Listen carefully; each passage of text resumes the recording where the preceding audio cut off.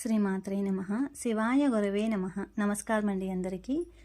అమ్మ దయతో అందరూ బాగుండాలని మనస్ఫూర్తిగా కోరుకుంటూ, లలితా సహస్రనామంలోని ఈ ఒక్క నామాన్ని శ్రద్ధగా విన్నా లేదా ఉచ్చరించినా కూడా మన శరీరములోని రక్త ప్రసరణ వ్యవస్థతో పాటు మెదడులోని నరాలు కూడా ఉత్తేజితమవుతాయి. లలితా సహస్రనామంలో కొన్ని నామాలు చిన్నవిగా ఉంటే మరికొన్ని నామాలు అనంతమైన విశ్వాన్ని తనలో దాచుకున్నంత పెద్దవిగా ఉంటాయి. ఈరోజు మనము మాట్లాడుకోబోయే నామము నిజారుణ ప్రభాపూర మజ్జద్ బ్రహ్మాండ మండల. ఇది 16 అక్షరాల నామము. మరి ఈ నామాన్ని మధ్యలో ఆపకుండా, ఎలాంటి తప్పులు లేకుండా ఎలా పలకాలో చాలామంది ఇబ్బంది పడుతుంటారు. ఈరోజు మనము ఈ వీడియోలో చాలా సులువుగా నేర్చుకుందాము. ఒక చిన్న ట్రిక్ కూడా చెప్పబోతున్నాను.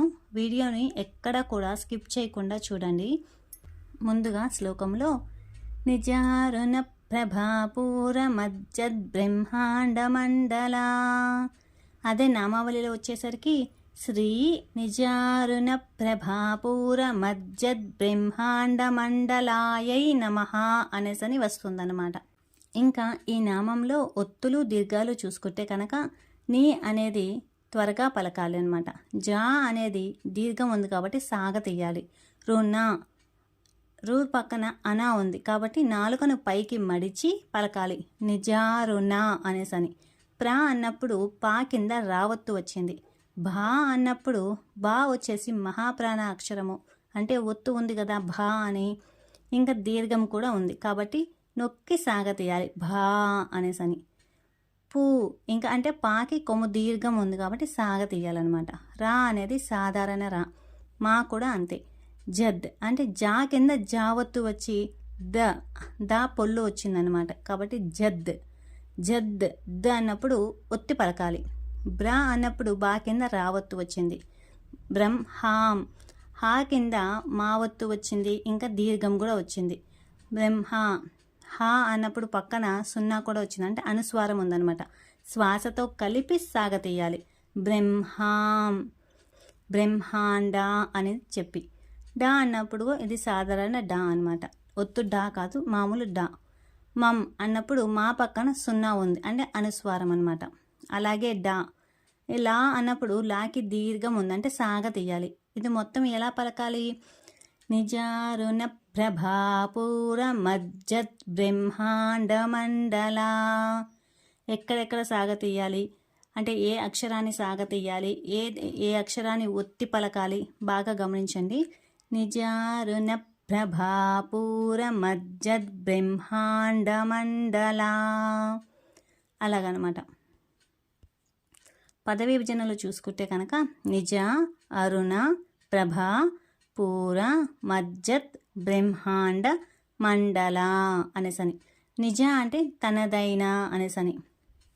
అరుణ అంటే ఉదయ సూర్యుని వంటి ఎర్రని కాంతి అని. ప్రభ అంటే కాంతి యొక్క అని. పూర అంటే ప్రవాహములో అని. మజ్జత్ అంటే మునిగి తేలుతున్నా అని. బ్రహ్మాండ మండల అంటే సమస్త విశ్వాల సమూహము కలది అని. అంటే తనదైన ఉదయకాల సూర్యుని వంటి ఎర్రని కాంతి ప్రవాహములో సమస్త బ్రహ్మాండాలను ముంచివేస్తున్న తల్లి అని అర్థం అన్నమాట. మహాభారతము మరియు పురాణాలు ప్రకారము సృష్టికి మూలమైన ఆదిశక్తి కాంతి స్వరూపిణి అన్నమాట. ఆధునిక సైన్స్ చెప్పే బిగ్ బ్యాంగ్ ఈ సిద్ధాంతంలో సృష్టి మొదలైనప్పుడు అనంతమైన కాంతి వెలువడింది.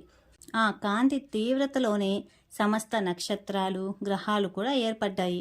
శాస్త్రం ప్రకారము జగన్మాత ఆ అరుణ కాంతి పుంజం అన్నమాట. ఆమె నుంచే ఈ సమస్త విశ్వాలు పుట్టి ఆమెలోనే ఓలలాడుతున్నాయి అనేసని చెప్పి.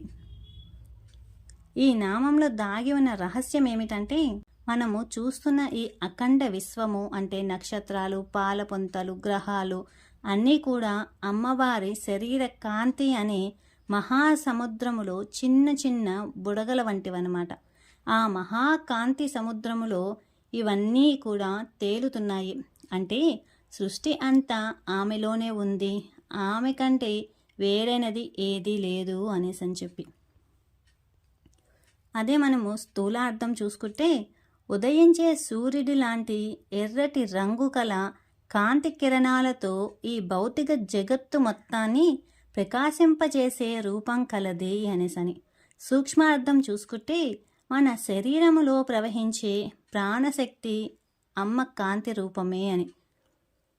అంతరార్థం చూసుకుంటే సాధకుడు ధ్యానంలో మునిగినప్పుడు అజ్ఞానం తొలగిపోయి జ్ఞానమనే అరుణ కాంతిలో తన బుద్ధి అహంకారము అన్నీ కరిగిపోయి బ్రహ్మానందములో మునిగిపోతాడు అనేసి చెప్పి. యోగశాస్త్రం ప్రకారము చూస్తే మూలాధార చక్రంతో అత్యంత సన్నిహిత సంబంధం ఉంది.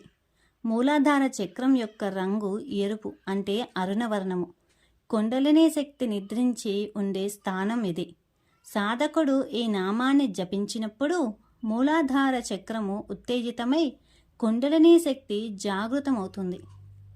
అదే మనము బీజాక్షరాలు ఇంకా సైన్స్ ప్రకారం చూసుకుంటే ఈ నామములోని ప్ర, భ, బ్ర, హ వంటి సంయుక్త అక్షరాలు అధికంగా ఉన్నాయి. శబ్ద తరంగాల పరంగా ఇవి మెదడులోని హైపోథాలమస్ ఇంకా పీనియల్ గ్రంథిను ప్రేరేపిస్తాయన్నమాట.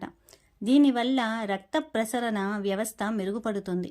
ఎరుపు రంగు ప్రకంపనాలు శరీరంలో ఉత్సాహాన్ని ధైర్యాన్ని నింపుతాయని కలర్ థెరపీ ఇంకా సైన్సు చెబుతున్నాయి. అక్షర గణితంగా చూసుకుంటే లలితా సహస్రనామంలో ఈ నామానికి విశిష్ట స్థానం ఉంది. ఎందుకంటే ఇది 16 అక్షరాల నామము. శ్రీ విద్యలో 16 అనే సంఖ్యకు అత్యంత ప్రాధాన్యత ఉంది. అంటే షోడశాక్షరి మంత్రం అన్నమాట. 16ని కలిపితే మనకి 7 వస్తుంది. 7 అనేది కేతువుకు ఇంకా ఆధ్యాత్మిక సంఖ్య అన్నమాట. ఇది లౌకిక బంధాల నుంచి విముక్తినిచ్చి పరిపూర్ణ ఆధ్యాత్మిక జ్ఞానాన్ని ఇచ్చే సంఖ్య అన్నమాట. అదే మనము జీవితానికి ఎలా అన్వయించుకోవాలి అంటే సూర్యుని కాంతి ప్రవాహము ఎలాగైతే వివక్ష లేకుండా లోకమంతటికీ వెలుగునిస్తుందో మన వ్యక్తిత్వం కూడా అలాగే ఉండాలి. మనలోని జ్ఞానాన్ని ప్రేమను 10 మందికి పంచాలి. స్వార్థం అనే సంకుచిత భావన నుండి బయటపడి మనం ఎక్కడికి వెళ్ళినా కూడా మన చుట్టూ ఉన్న వారికి ఆనందాన్ని కాంతిని పంచాలి తప్ప చీకటిని అంటే బాధను కాదు. చిన్న ఒక ఉదాహరణ కథ చూద్దాము.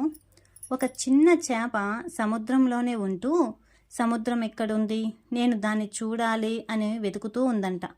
అప్పుడు ఒక పెద్ద చేప వచ్చి నవ్వి, నువ్వు పుట్టింది అందులోనే, ఈదుతున్నది అందులోనే, రేపు చనిపోయి కలిసేది కూడా అందులోనే అని, నువ్వే సముద్రంలో ఒక భాగము అని చెప్పిందట.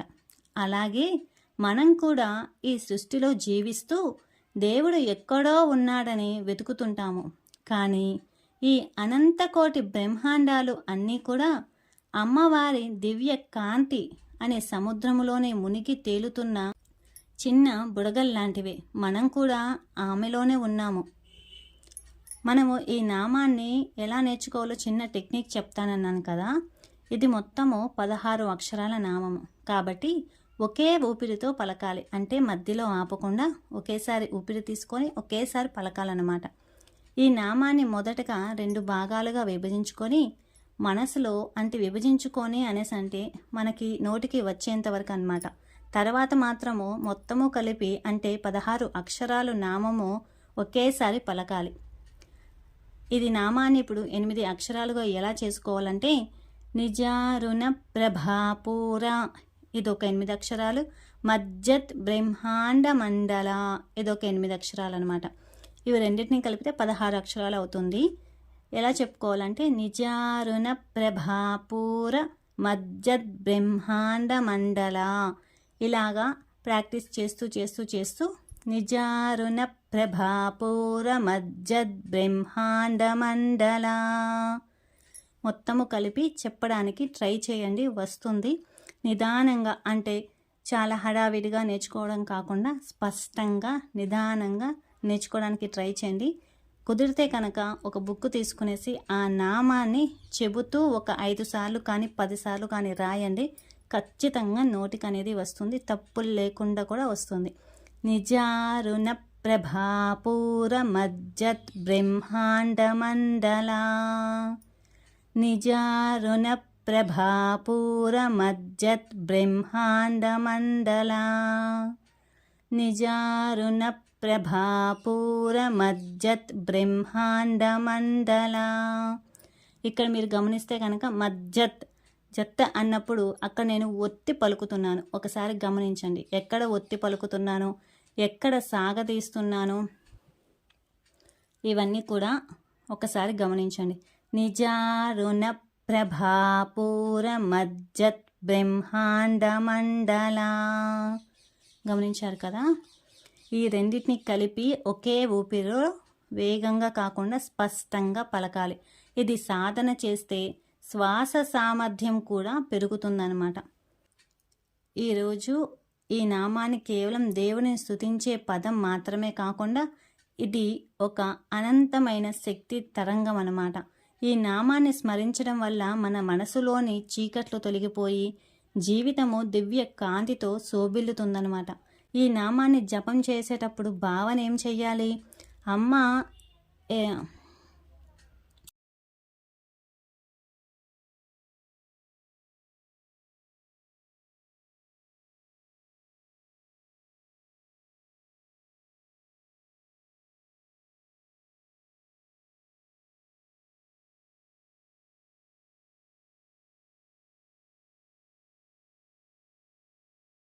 ఈ నామాన్ని జపించేటప్పుడు ఎలా భావన చెయ్యాలి అనేసి అంటే కనుక ఈ అమ్మ యొక్క ఎరుపు వర్ణన ఈ విశ్వాన్ని అంతా కూడా ఎలా వ్యాపింపచేస్తుందో అలాగనే మనం ఈ నామాన్ని పలికేటప్పుడు మనలో ఆ దివ్య చైతన్యం అనేది మన శరీరం అంతా వ్యాపిస్తూ మన అహంకారాన్ని, అజ్ఞానాన్ని అందులో కరిగించేస్తుంది అన్న ఒక భావన మనకి రావాలన్నమాట.